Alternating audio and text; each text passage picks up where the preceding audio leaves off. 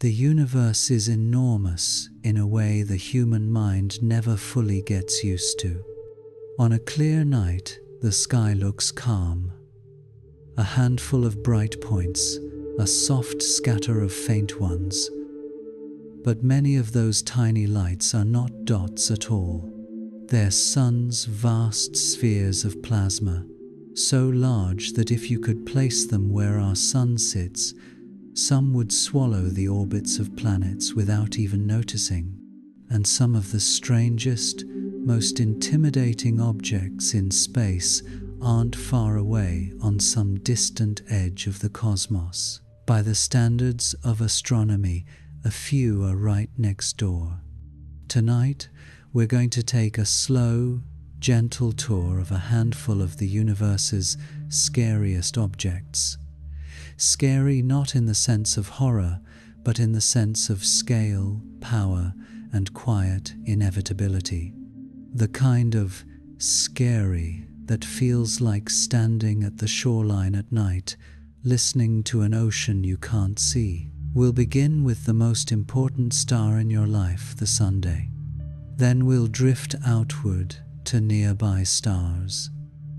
A small, ancient red dwarf that slides across our sky, and the brightest star in Earth's night, shining like a cold blue beacon.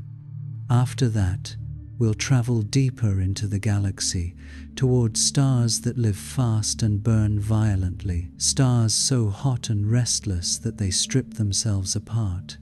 And later, we'll visit a famous red supergiant that seems to breathe brightening and dimming while it approaches the end of its story.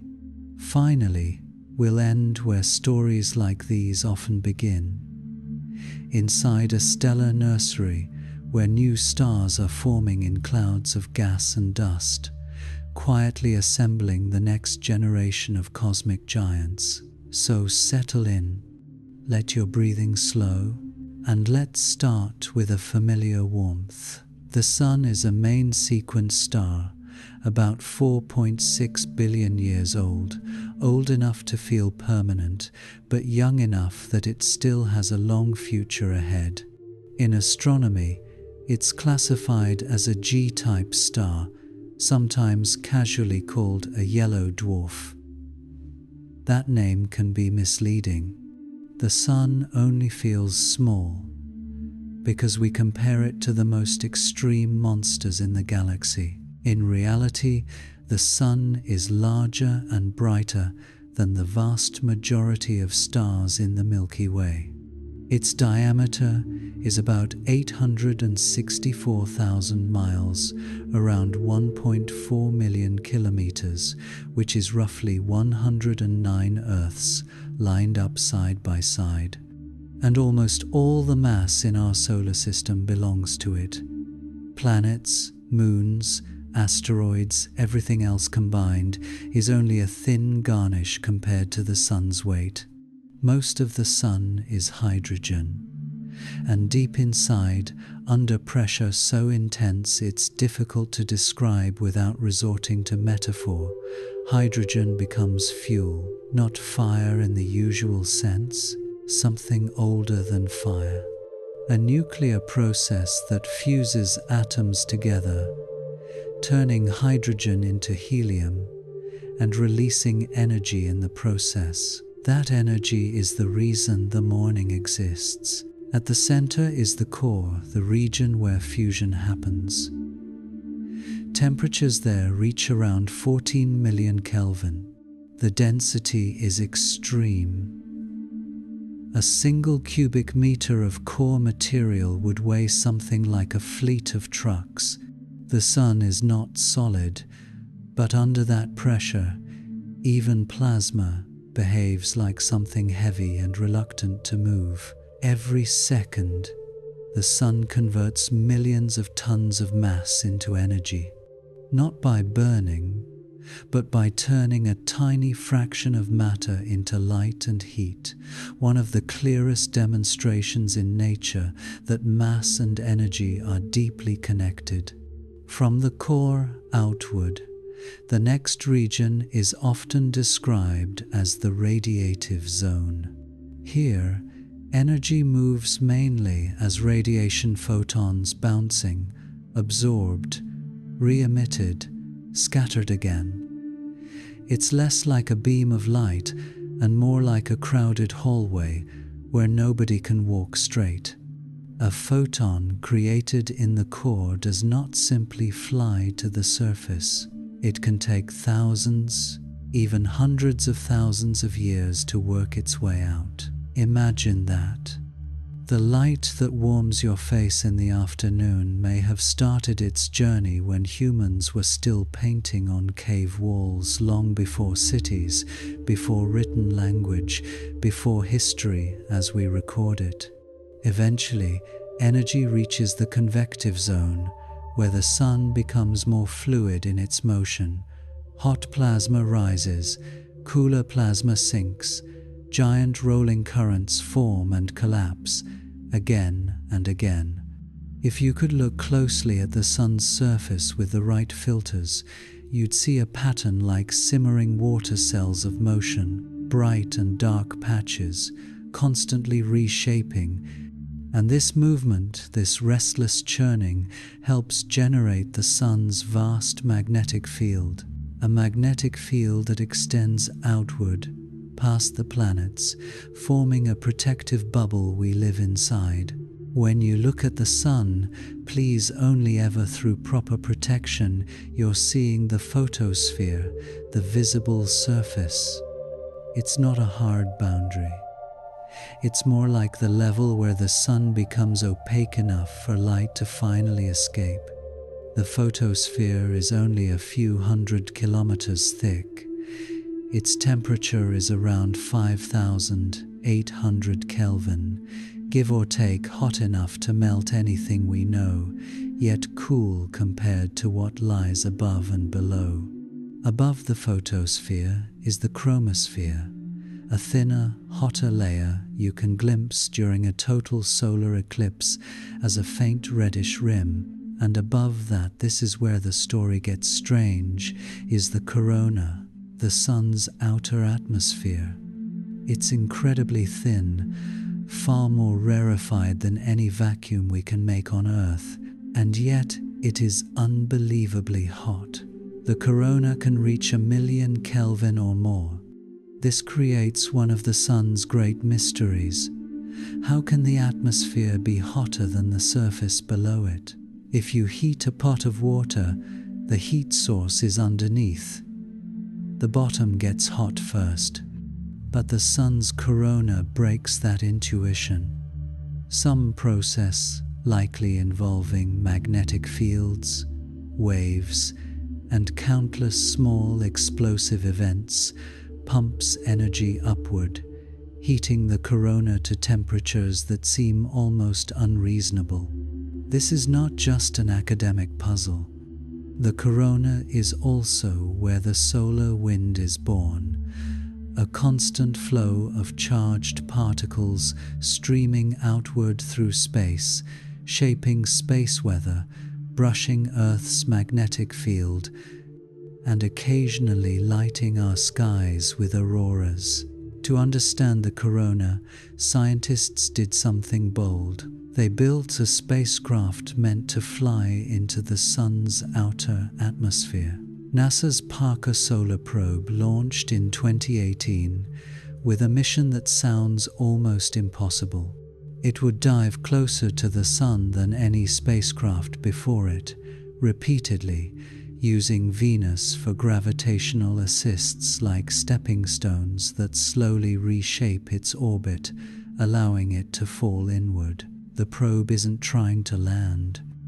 It isn't trying to visit the sun like a tourist. It's trying to sample the environment where the solar wind accelerates and where magnetic fields twist and snap, where the corona's strange heat is, in a sense, being manufactured. To survive, Parker carries a heat shield, an advanced thermal protection system that keeps the spacecraft's instruments in shadow and allows them to function while the front of the shield faces brutal sunlight. At its closest approaches, Parker gets within just a few million miles of the Sun's surface. That's close enough that the Sun stops feeling like a distant circle in the sky and becomes an enormous presence. A wall of light, a gravity well, a roaring, invisible field of radiation and particles. And Parker moves incredibly fast, eventually reaching speeds of hundreds of thousands of miles per hour, making it one of the fastest human-made objects ever built. Its job is precise and technical: to measure magnetic fields close to the Sunday, to sample particles in the solar wind, to listen to waves and turbulence in the corona, to help us understand how a star turns heat and magnetism into a wind that fills an entire solar system. Over time, each close pass adds to a growing library of data, a quiet, steady stream of measurements that piece by piece turns mystery into model and model into understanding. Eventually, far in the future, the probe's story ends the way many solar stories do, as the spacecraft is gradually worn down by the environment it was built to face. But before that, it helps answer a question that has lingered for generations. Why is the Sun's outer atmosphere so hot? And how does a star like ours shape the space around it? Now, slowly, we pull away. We drift outward past the orbit of Mercury, then Venus, then Earth, past the calm, familiar distances where sunlight feels gentle and ordinary, out beyond Mars, where the sunlight thins, out past the giants Jupiter and Saturn and the cold frontier, where the solar wind still whispers, still reaches, still claims territory.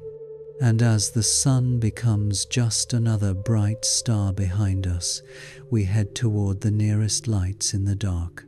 Our first destination will be one of the Sun's neighbors, an old red dwarf that moves across the sky faster than almost any other star. A star so close and so ancient that it feels like a quiet witness to the long history of our corner of the Milky Way. In the next part, we'll meet Barnard's star and begin our slow journey into the neighborhood of other suns. As we leave the Sun behind, something subtle changes. In the inner solar system, sunlight feels like a background constant, like air. But the farther we drift, the more it becomes a direction, a beam, a presence from one side of the sky. Out here, even bright is relative. Space doesn't become darker exactly. It becomes more honest. The darkness was always there, just hidden by the comfort of a nearby star. And now, as our Sun shrinks into a single bright point behind us, we begin to notice the other points more clearly. Some of them are larger than our Sunday, some are smaller, some are younger, burning fast. Others are ancient, slow, and stubborn stars that have been quietly shining since before Earth was Earth. Our first stop is one of those, Barnard's star. Barnard's star is a red dwarf, a kind of star that is smaller and cooler than the Sunday. Red dwarfs are the most common stars in the Milky Way. If you could count every star in our galaxy, the majority would be stars like this, dim, reddish, and long-lived. Barnard's star sits about 6 light-years away. That's close in cosmic terms. Close enough that astronomers notice something unusual about it. It moves across our sky faster than almost any other star. Most stars appear fixed. They rise, they set, They keep their positions in constellations year after year. Barnard's star doesn't. Over decades, it noticeably shifts like a slow creature crawling across the backdrop of space. This is called proper motion, and Barnard's star is famous for having one of the highest proper motions known. Part of that is because it's relatively close, and part of it is because it's genuinely traveling through the galaxy at a serious pace, hundreds of thousands of miles per hour. It's a small star by comparison. Roughly speaking, its mass is only a fraction of the Sun's, and its radius is much smaller. Its surface temperature is lower, too cool enough that most of its energy comes out not as bright visible light, but as dim red and infrared. From Earth, you can't see it with your naked eye. Even though it's close, it's too faint. And that faintness is part of what makes red dwarfs feel eerie. A star can be nearby, cosmically speaking, and still be invisible unless you know exactly where to look and you bring the right tools. It's like living next door to a lighthouse whose beam is pointed away from you. Astronomers have long been interested in whether Barnard's star has planets. Not because it's flashy, but because it's close, and because red dwarfs tend to last an unbelievably long time. While stars like the Sun have lifetimes measured in billions of years, many red dwarfs can shine for trillions. Barnard's star is also believed to be very old, older than the Sun, possibly far older, which means that, if it has planets, they've had a very long time to settle into stable, quiet orbits, and a very long time for complex chemistry to do whatever chemistry does when it's left alone long enough. One proposed planet candidate around Barnard's star has been described as a cold super-Earth, more massive than Earth, but still rocky rather than gaseous. Cold is the key word. Because Barnard's star is dim, any planet at a comfortable distance would still receive far less energy than Earth receives from the Sunday. If a planet like that exists, the surface would be bitterly cold, far below anything we would call hospitable. But here's where space becomes unsettling in a different way. A world can be frozen on the surface and still have activity beneath. If the planet has internal heat, leftover warmth from formation, slow radioactive decay, tidal flexing, then beneath a thick shell of ice, there could be liquid layers, hidden oceans, dark water under pressure, insulated from space. No sunlight, no blue skies, no seasons, just a long, slow geology and time. That's part of the scary beauty of nearby stars like Barnard's star. They suggest that habitable might not always look like beaches and forests. Sometimes it may look like ice and silence on the outside.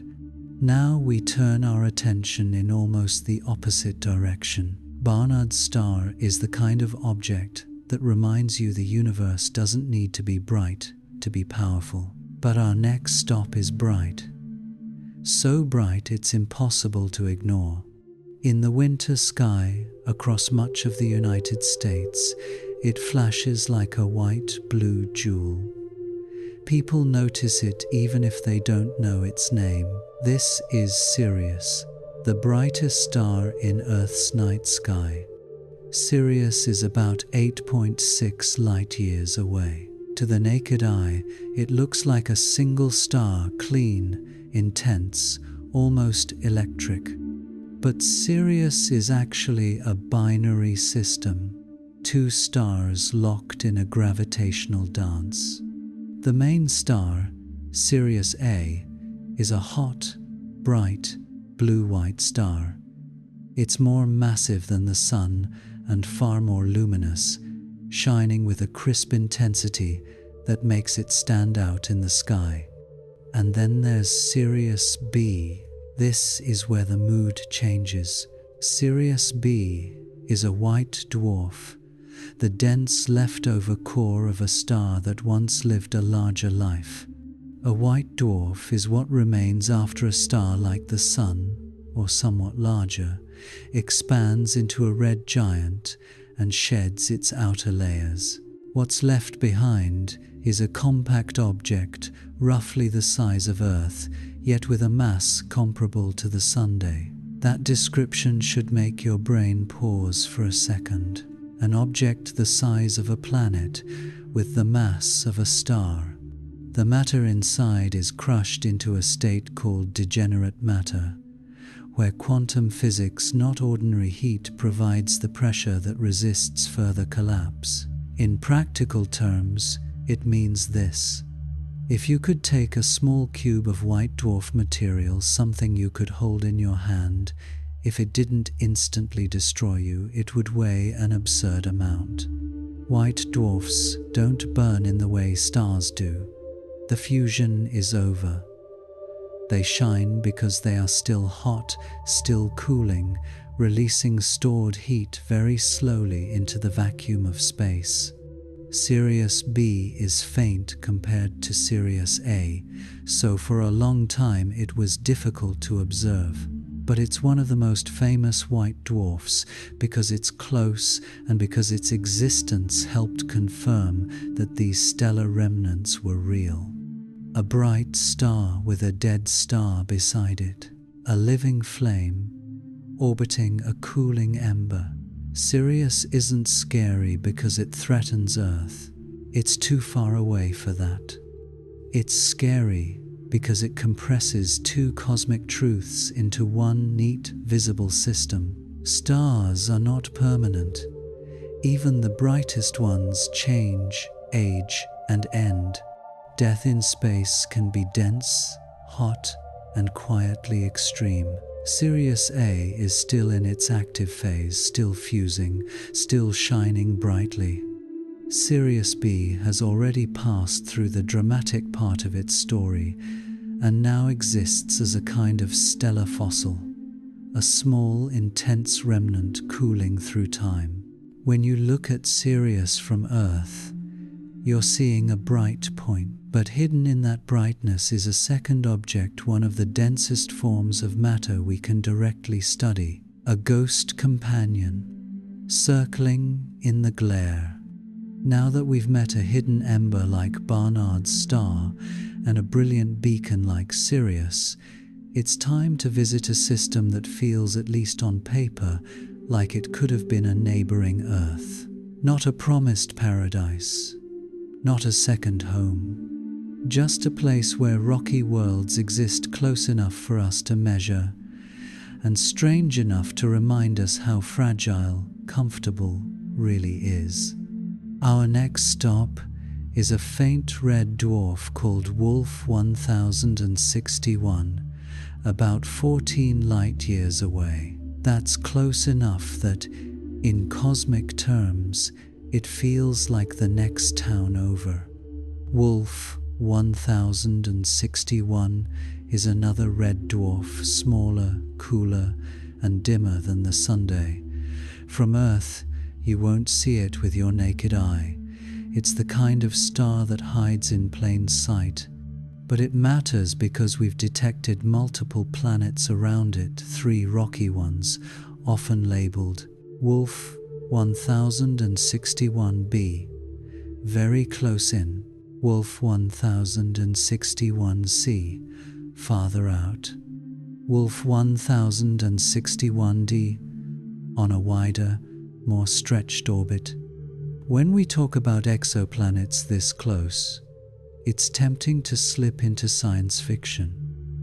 It's tempting to imagine oceans and continents, sunsets and cities, but the reality is quieter and in some ways more unsettling. Because around red dwarfs, the habitable zone sits close to the star.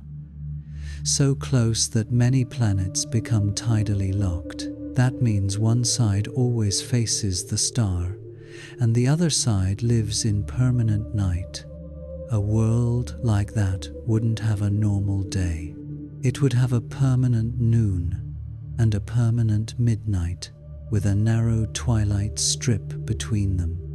If a planet like Wolf 1061c has an atmosphere thick enough to move heat around, it might soften the extremes.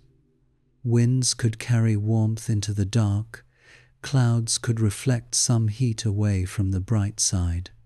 But if the atmosphere is thin, or if the star's activity strips it away, the day side could become brutally hot, while the night side becomes an airless deep freeze. A planet can be in the habitable zone and still be hostile in a dozen different ways. That's one of the themes of our journey. The universe is full of places that look promising from far away until you get close enough to feel the physics.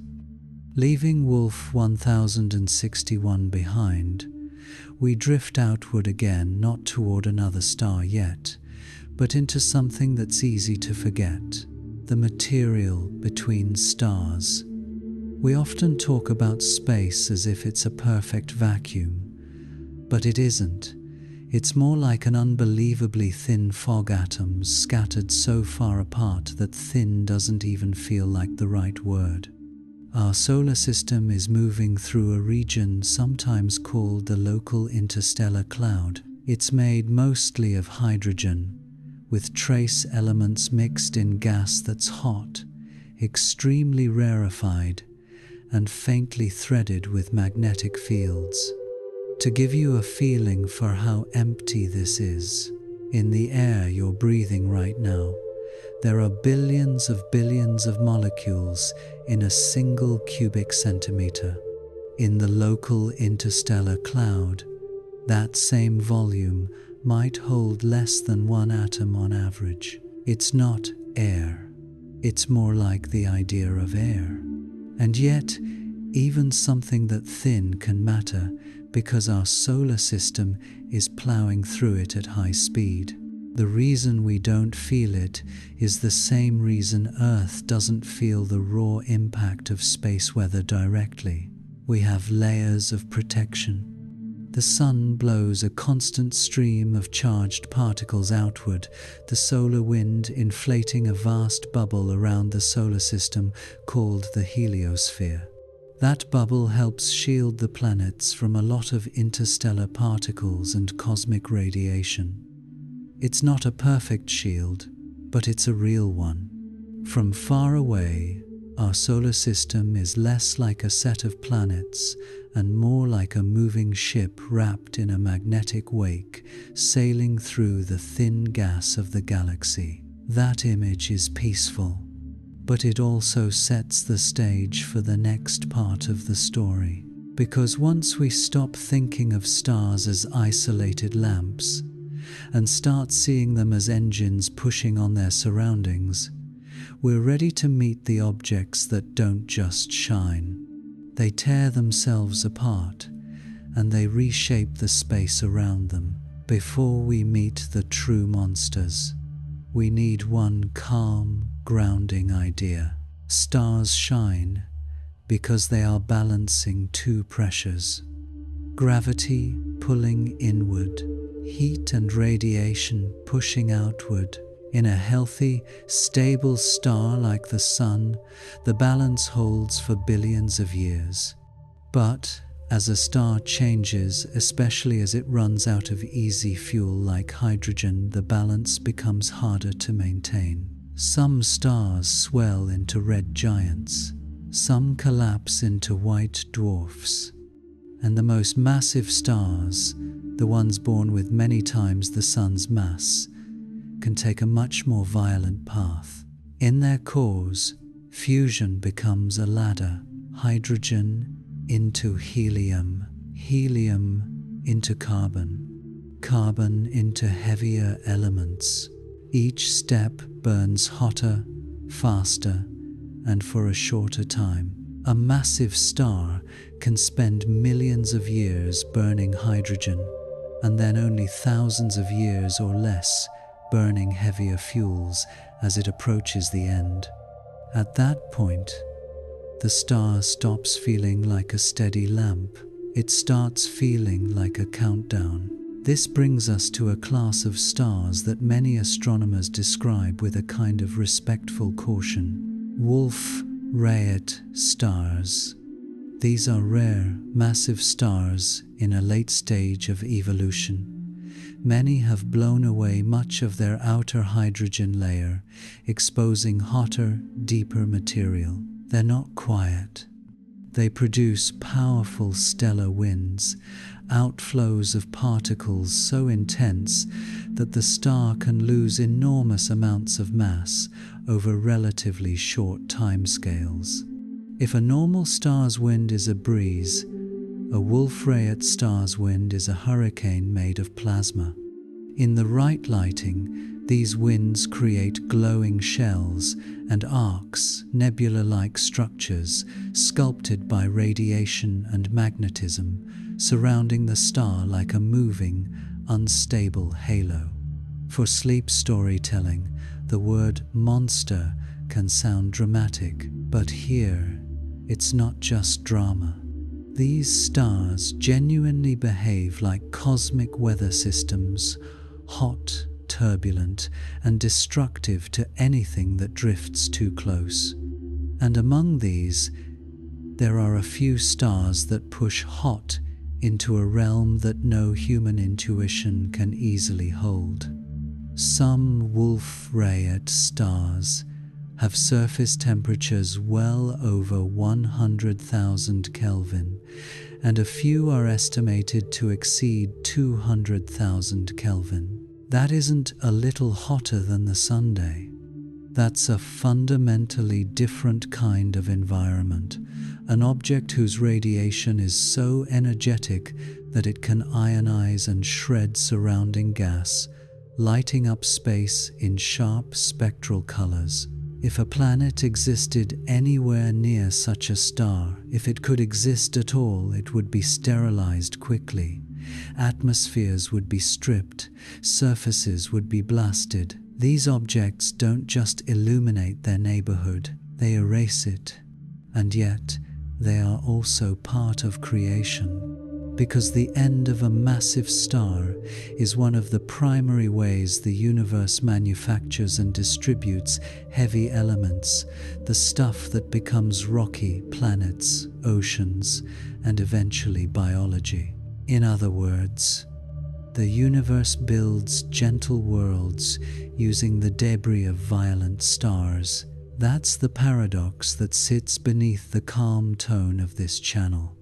If you could travel far enough from the sun past the familiar nearby stars, past the quiet red dwarfs, past the bright blue beacons, eventually you'd reach a different category of object. Not simply a star in the everyday sense, but a star in its most extreme, stripped down form, burning through the last chapters of its life so quickly that, on a cosmic timeline, it's almost a blink. This is where the universe stops feeling like a calm night sky and starts feeling like a furnace. And one of the most intense examples astronomers have studied belongs to a rare class called a Wolf-Rayet star. A normal star is wrapped in layers like a glowing onion, hydrogen on the outside, heavier elements deeper in. But some massive stars don't stay wrapped. They lose their outer layers to powerful stellar winds. Over time, they peel themselves open, exposing hotter and hotter material underneath regions that would normally remain buried for most of a star's lifetime. Wolf-Rayet stars are famous for that. They are massive, rare, and unstable. They produce winds so strong that the star can lose a meaningful fraction of its mass in a relatively short period. not in billions of years, sometimes in tens of thousands of years. In other words, they're not just shining, they're eroding, and the more they erode, the more intense their radiation becomes. Because the deeper you go into a star, the more extreme the conditions get. One of the most frequently discussed extreme candidates is a Wolf-Rayet star known as WR102, located thousands of light years away toward the crowded, dusty direction of the Milky Way's inner regions. From Earth, it's not a naked eye star. Even if it's incredibly luminous, the distance and intervening dust make it faint to us, hidden behind the galaxy's haze. But by splitting its light into a spectrum, astronomers can infer something unsettling. WR102 appears to have an extraordinary surface temperature, with estimates often cited in the range of hundreds of thousands of degrees Kelvin. It's the kind of number that doesn't land emotionally, because nothing in daily life prepares you for it. The surface of the Sun is about 5,800 Kelvin. A hot industrial furnace might run a few thousand. But WR102, if those estimates are close, belongs to a realm where hot stops being a sensation and becomes a physics problem. At those temperatures, the star's light isn't just bright in the visible range. It pours energy into ultraviolet and beyond radiation that tears electrons off atoms, that breaks molecules apart, that turns surrounding gas into glowing plasma. You don't get gentle starlight there. You get something closer to a sterilizing blowtorch, except it's happening across a volume of space measured in millions of miles. And then there's the wind. Some Wolf-Rayet stars drive outflows measured in thousands of kilometers per second, fast enough that if you imagine the particles as a storm, it's not a storm you could stand near. It's a storm that would sandblast a world down to raw rock, then keep going. It's tempting to describe a Wolf-Rayet star as purely destructive. But these objects sit at the center of one of the universe's most important transactions, because the heavier elements, the ones that make rocky planets, oceans, and biology possible, don't appear in large amounts in the early universe. They are manufactured inside stars. And the most dramatic way they get scattered into space is through stellar death. Winds, eruptions, and supernova explosions that seed the galaxy with raw material for future systems. So while a star like WR102 feels terrifying up close, from far away, it's also part of a larger cycle.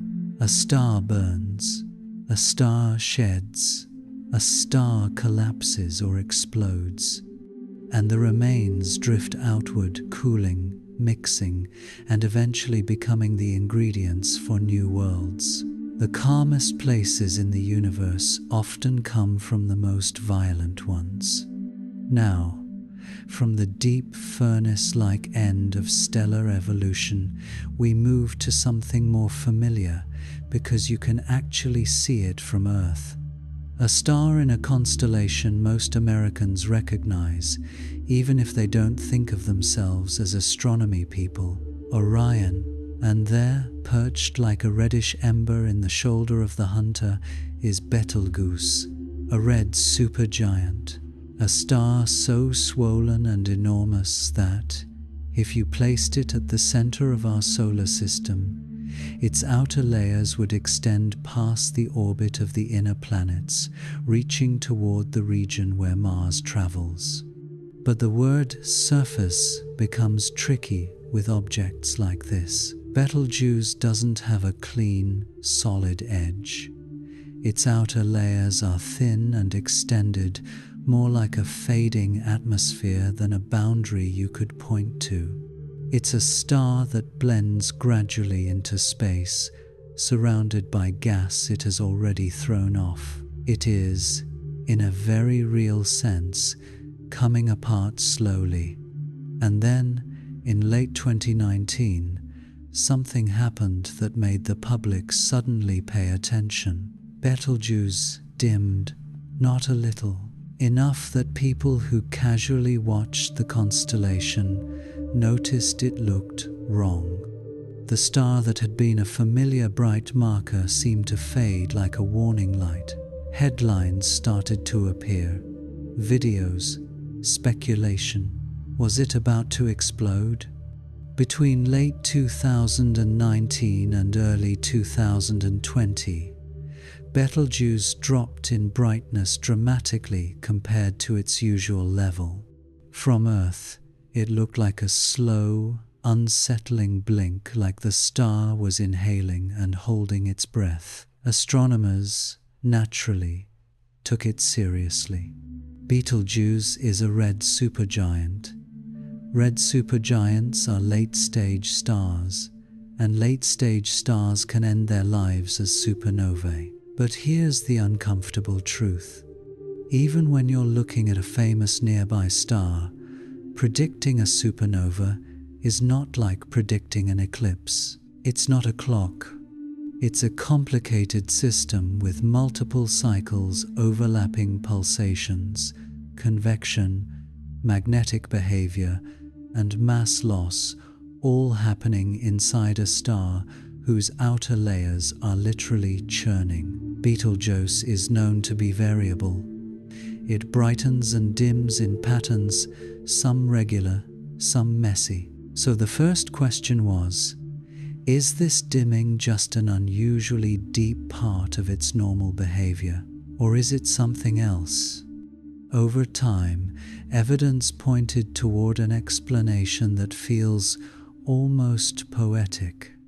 Betelgeuse likely expelled a large plume of gas from its surface, an event that red supergiants are capable of. That gas cooled as it expanded away from the star, and as it cooled, it formed dust. Not dust like what collects on a shelf, more like microscopic grains drifting in space. But even thin dust can block light. So from our point of view, it's as if Betelgeuse briefly put a veil in front of its own face. A self-made eclipse. A star dimming not because the furnace shut down, but because it exhaled material that cooled into a shadow. That explanation also fits something else we know about these stars. Red supergiants don't just lose mass in a steady wind. They can lose mass in bursts, episodes that build the shell of gas and dust around them. It's one of the ways a supergiant prepares the stage for its eventual death, not by one clean action, but by many messy ones. Even if the Great Dimming wasn't the immediate prelude to a supernova, it didn't remove the larger fact. Betelgeuse is a massive star in a late evolutionary stage. Sometime astronomically soon it will die. That could mean tens of thousands of years. It could mean 100,000. It could be tomorrow, in the sense that tomorrow is still compatible with what we can't predict. And when it happens, it will be spectacular. From Earth, Betelgeuse would likely become bright enough to be seen in daylight for a time, and at night it could rival the moon in apparent brightness, an unforgettable second light in the sky. But there's a quiet reassurance here too, especially for an American audience that's seen the more sensational versions of this story online. Betelgeuse is far enough away that it is not a threat to life on Earth. The spectacle would be historic, the physics would be violent, but the distance is protective. The danger is a story we feel emotionally because the word supernova sounds like catastrophe. In reality, for us, it would be more like a cosmic lighthouse flare, bright, beautiful, and harmless at our range. After Betelgeuse, the famous red supergiant that briefly dimmed and made the whole world look up our path, takes us toward a different kind of scary. Not scary because it might explode tomorrow. Scary because it is quietly dissolving and turning itself into a cloud. This is the kind of object that doesn't end with a single flash. It ends with a slow surrender, layer by layer, until almost nothing is left but a hot core and a drifting shell of dust. There is a star in the constellation Leo called CW Leonis, also known by the catalogue name IRC+10216. If you could see it the way many telescopes do in infrared, it would feel less like a point of light and more like a living ember inside a thick fog. Because CW Leonis is surrounded by an enormous envelope of gas and dust. Not a small halo, a vast, expanding cocoon material the star has blown off itself over time. This kind of star is in a late phase of life, often described as the asymptotic giant branch, a stage where the star has a dense core and an outer atmosphere that becomes unstable, swollen, and prone to shedding. The star's light pushes outward, pulsations ripple through its layers, and the outer material drifts away, cooling as it goes until it can condense into dust grains. From far enough away, it's almost like watching a lighthouse wrapped in mist, except the mist is made from the lighthouse itself. We tend to imagine stars as stable, confident things. But CW Leonis is a reminder that some stars don't stand there and shine. Some stars leak. They lose mass so steadily and sometimes so intensely that the surrounding space becomes chemically rich. Carbon compounds, complex molecules, and the building blocks that later can end up in new systems. And that's where the mood turns quietly eerie, because this is a kind of stellar death that looks like creation.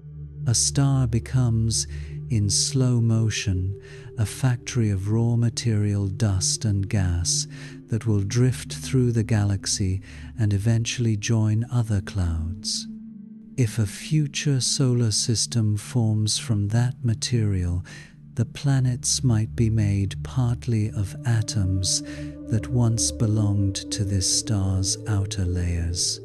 In the long view of the Milky Way, CW Leonis is not just dying, it's receding. CW Leonis is not massive enough to end as a classic core collapse supernova the way Betelgeuse likely will. Instead, the most probable ending is quieter. The outer layers continue to peel away and expand outward. The remaining core is left exposed, small, hot, extremely dense. The core becomes a white dwarf, shining with leftover heat. The expanding shell becomes a kind of glowing farewell, what we call a planetary nebula. Despite the name, planetary nebulae have nothing to do with planets. Early astronomers used the term because, in small telescopes, these shells looked like faint, round disks, planet-like. But the reality is more haunting. A planetary nebula is a star's atmosphere, made visible as it drifts into space. A slow goodbye, painted in gas and light. Now, after a star that dissolves into a cocoon, we move to the other extreme. a star so large that every comparison starts to feel like it's made of paper. One candidate that often appears in discussions of the largest known stars is Stephenson 2-1, sometimes written as RSGC 2-18. It sits in a dusty, crowded region of our galaxy, exactly the kind of environment that makes measurement difficult. Distance, dust, and the messy nature of a supergiant's outer layers mean the size estimates can shift as methods improve. But even allowing for uncertainty, the basic conclusion stays the same. This object is absurdly large. If you placed a star like this at the center of our solar system, its outer atmosphere could extend outward toward the region where Saturn orbits around 1 billion miles from the Sunday. And that's the key phrase, outer atmosphere. Because with red supergiants, the surface is not a crisp boundary. It's more like a thickening fog of gas that becomes gradually thinner as you move outward. So when we say this star could reach Saturn, what we mean is its bloated outer layers could occupy that much space. A star that's less like a marble and more like an enormous, faintly glowing sphere of warm, unstable breath. Here's a gentle mental picture. Sunlight takes about 8 minutes to reach Earth. It takes a bit over an hour to reach the outer solar system. Now imagine a star so wide that light would take hours just to circle it once. Not because the star is a solid wall, but because it's simply that large.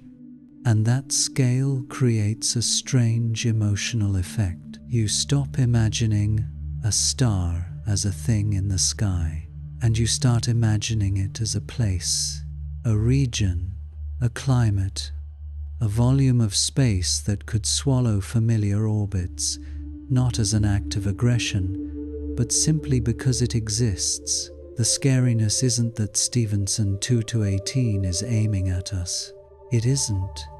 The scariness is what size implies about stability. Stars this large tend to be variable and turbulent. Their outer layers can heave and pulse. They can lose mass. They can form their own surrounding dust and gas. They can change brightness in ways that aren't neatly predictable. And most importantly, objects in this late supergiant phase are living in the final act. They are burning fuel in a complex sequence of stages, working through heavier and heavier elements until the core can no longer support itself. For the most massive stars, the end is dramatic, and the remnant can become one of the universe's truly frightening objects, a neutron star, where matter is compressed beyond anything we can intuit, or a black hole, where gravity becomes a one-way door. We're not there yet in the journey, but we're getting close, and this is where the story becomes quietly beautiful. Because after we've seen stars that dim, stars that peel away, and stars that grow too large to feel stable, we head to a place where stars are not ending, they're beginning.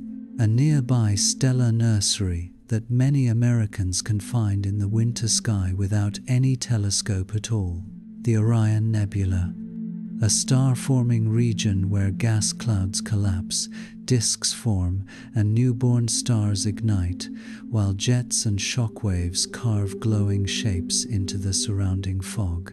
If the monsters are the final chapters, Orion is the first page. Leaving the last great supergiant behind, we drift away from the lonely grandeur of a single star and into something far more alive. Because stars don't usually form alone. They are born in crowds inside vast, cold reservoirs of gas and dust that stretch for dozens, sometimes hundreds of light years. From far away, these regions can look like soft, luminous clouds. Up close, they are anything but gentle. They are turbulent, chaotic places where gravity is constantly pulling, squeezing, and tearing matter apart until, in the densest knots, a new sun ignites. One of the closest and most famous of these stellar nurseries is the Orion Nebula, a brilliant, sprawling region of starbirth about 1,500 light-years from Earth. It is close enough that you can see it with the naked eye as a faint glow in Orion's sword, and powerful enough that it has been studied in extraordinary detail for decades. But what makes Orion truly unsettling, if you let yourself think about it, is not its beauty. It's the fact that this is what creation looks like on a cosmic scale. Bright, violent, and constantly reshaping itself. If we could glide into Orion, the first thing we'd notice is that it isn't a single object at all. It's a crowded region, layered like a storm, bright curtains of glowing gas in the foreground, darker dust lanes cutting across them like silhouettes, and behind everything, hundreds, then thousands of young stars scattered through the haze. Many of these stars are still in their earliest stages. They are hot, unstable, and surrounded by leftover material, the same raw substance that can eventually become planets, moons, asteroids, and comets. In the nebula's brightest central region sits a tight cluster of young, massive stars known as the trapezium. These stars are the reason the Orion Nebula shines so intensely. Their ultraviolet radiation slams into surrounding hydrogen gas, ionizing it, forcing it to glow. It's a harsh kind of light. The same radiation that makes the nebula so beautiful is also capable of eroding nearby planet-forming disks, stripping them down over time. Orion is not only a nursery. In many places, it's also a testing ground where newborn planetary systems either survive the glare of massive stars or slowly lose the very material they need to grow. In the 1990 seconds, astronomers pointed the Hubble Space Telescope into Orion and found something remarkable. Dozens upon dozens of dark, compact shapes backlit by the nebula's glow protoplanetary disks. Often called proplyds, these were not mature solar systems. They were solar systems in the making, dense disks of gas and dust wrapped around very young stars, some still feeding, still gathering mass, still assembling the architecture of worlds.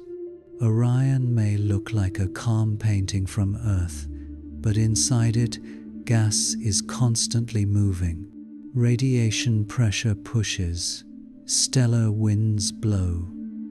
Dense clumps collapse inward while surrounding material gets heated and driven away.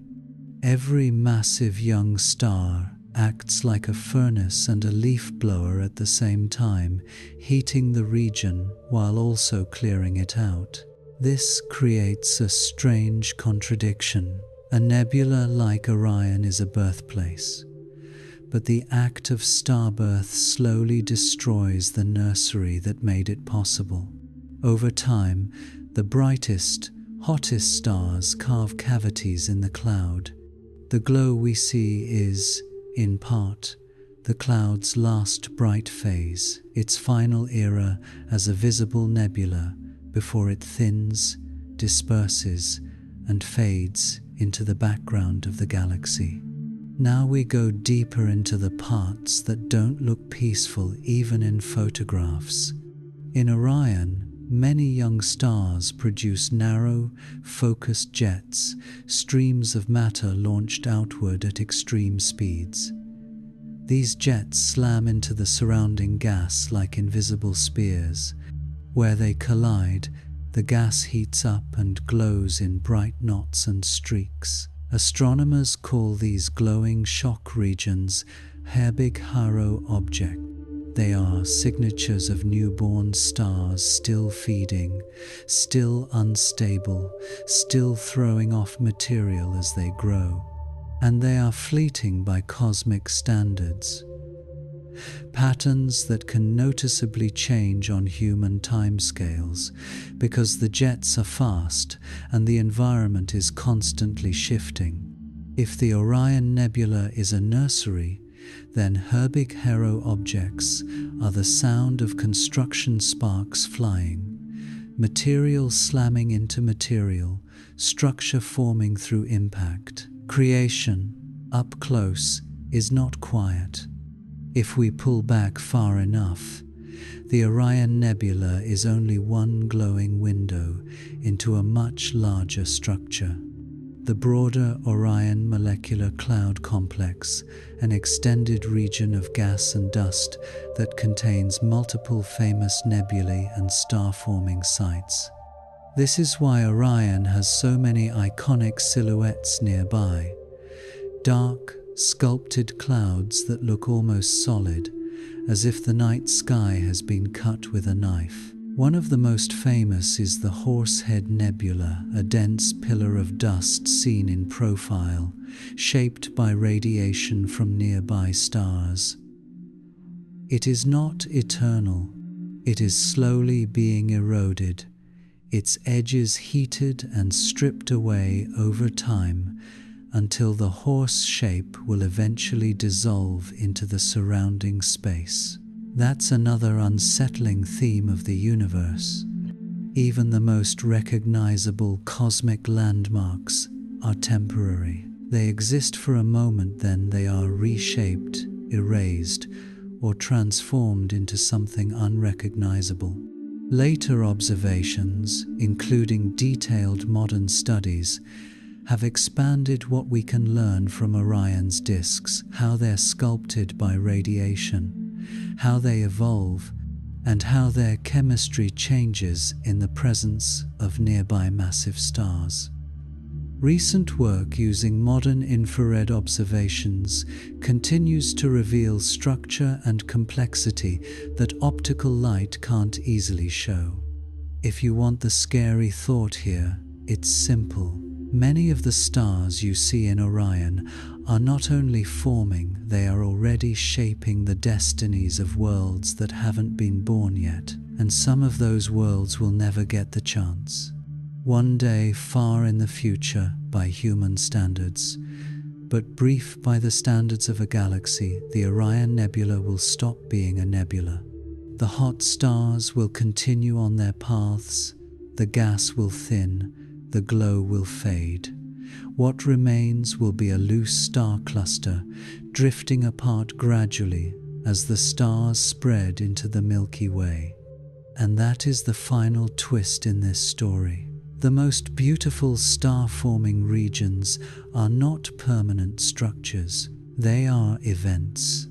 A nebula is what you see when a cloud is caught in the act, when gravity is building stars, and those stars are simultaneously tearing the cloud apart. Orion is not a place that will last. It is a phase the galaxy is passing through. When we look up at the night sky, we tend to see stillness, tiny points of light that seem calm and unchanging. But the reality is stranger. Stars are born in storms. They live as furnaces. They die in explosions or collapses so extreme they rewrite the space around them. And even the quiet regions, the glowing nebulae, are shaped by pressure, radiation, shock waves, and time. The universe doesn't need monsters. Its normal processes are already powerful enough. And yet, from far away from Earth, those processes become something else entirely. A soft glow in Orion's sword, a faint red arc across the sky. A star that looks steady until, one day, it isn't. So, for now, we'll leave the Orion Nebula behind, still shining, still forming new suns, still reshaping itself in slow motion. Before we end, it helps to name the quiet truth behind everything we've just seen. Most of the universe's scariest objects are not monsters in the way we imagine them. They don't stalk, they don't hunt, they simply exist as natural outcomes of gravity, pressure, heat, and time. And if you follow the life of a star long enough, you eventually arrive at the universe's most extreme leftovers. Stellar remnants, the compact, dense cores that remain after a star has burned through its fuel. These remnants are small compared to stars, but in many ways, they are far more intense. Let's start with something that sounds harmless. A white dwarf is what remains when a sun-like star runs out of fuel. It sheds its outer layers into space, forming a glowing shell of gas, and leaves behind a core about the size of Earth. That alone is strange enough. A star compressed down to a planet-sized object. White dwarfs are incredibly dense. The matter inside them is in a state unlike anything we experience in daily life. The pressure is so enormous that atoms are forced into an exotic arrangement, electrons packed tightly into a kind of quantum crowding that holds the star up against gravity. And yet, for all that physics, a white dwarf is mostly quiet. It doesn't explode anymore. It doesn't burn hydrogen. It simply cools, slowly and steadily, over billions of years like a hot coal fading in a fireplace. If the universe had a graveyard glow, white dwarfs would be its embers. Now we step into something far more unsettling. A neutron star forms when a star much more massive than the Sun collapses at the end of its life. Gravity wins. The core compresses so violently that electrons and protons are squeezed together, forming neutrons. The result is a stellar object only about the size of a city, yet containing more mass than the Sunday. If you've heard the famous comparison, it's because it's one of the few that works. A spoonful of neutron star material, if you could somehow scoop it up without everything going very wrong, could weigh hundreds of millions to billions of tons on Earth. That number doesn't feel real, but it is a hint of what neutron stars really are. Not stars in the traditional sense, but collapsed cores, matter pushed to the edge of what physics can support.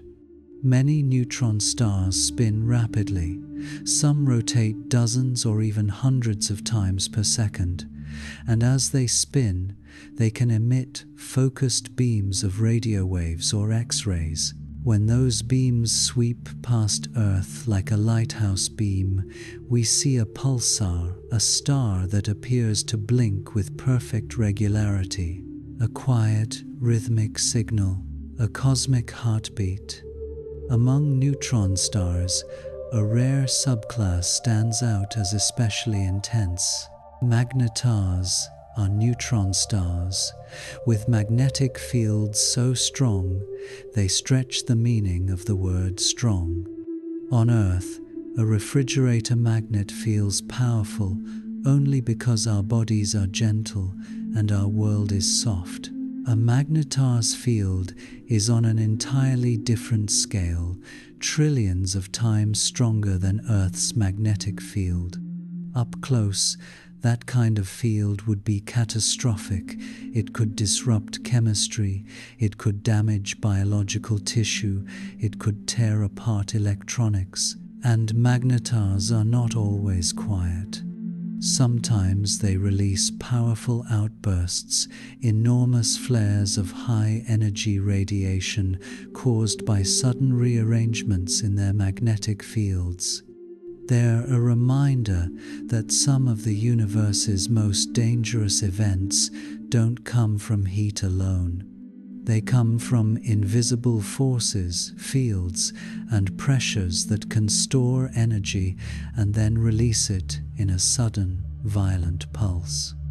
And then beyond white dwarfs, beyond neutron stars, we reach the object that has become the symbol of cosmic fear: a black hole. A black hole isn't a hole in the usual sense. It's a region where matter has collapsed so completely that gravity becomes a one-way door. Cross a boundary called the event horizon, and there is no path back out, not for matter, not for light, not for anything carrying information. It's not that a black hole sucks like a vacuum cleaner. It's that, once you're too close, the geometry of space and time is shaped so sharply by gravity that all future paths lead inward. That idea is frightening to the human mind because it breaks our basic intuition. We are used to escape routes. A black hole is a place where escape stops being a meaningful concept. And yet, most black holes are not actively dangerous to us. The nearest known black holes are far away, and space itself is enormous. The true scary part of black holes isn't that one is about to swallow us. It's that they exist at all, and that the universe can compress matter into something so dense and so final that even light cannot leave. When people ask, what in the universe could actually hurt Earth? The answer is usually not a random star or a distant black hole. It comes down to three practical factors: direction, distance, and probability. Supernovae. A nearby supernova could affect Earth if it happened close enough.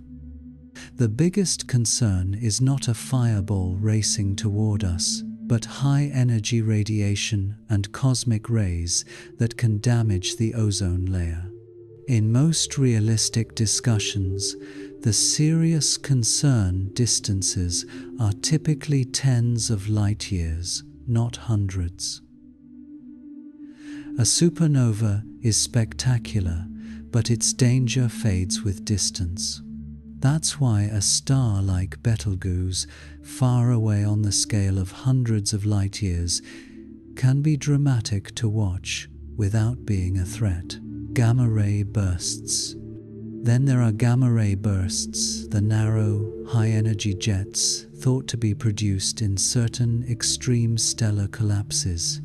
A gamma-ray burst aimed directly at Earth from within our galaxy would be dangerous, even at very large distances compared to a supernova, because the energy is focused into a tight beam. But the key word is aimed. Most gamma-ray bursts are not aimed at us. Space has lots of directions. Earth occupies one tiny point. The probability is low, especially in the modern era, in our region of the Milky Way. Solar storms.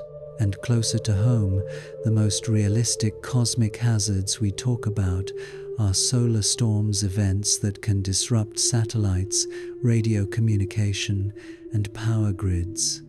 Not extinction-level events in the dramatic sense, more like reminders that we live next to a working star. So why do these objects unsettle us? Because they reveal how little the universe needs to do in order to become extreme.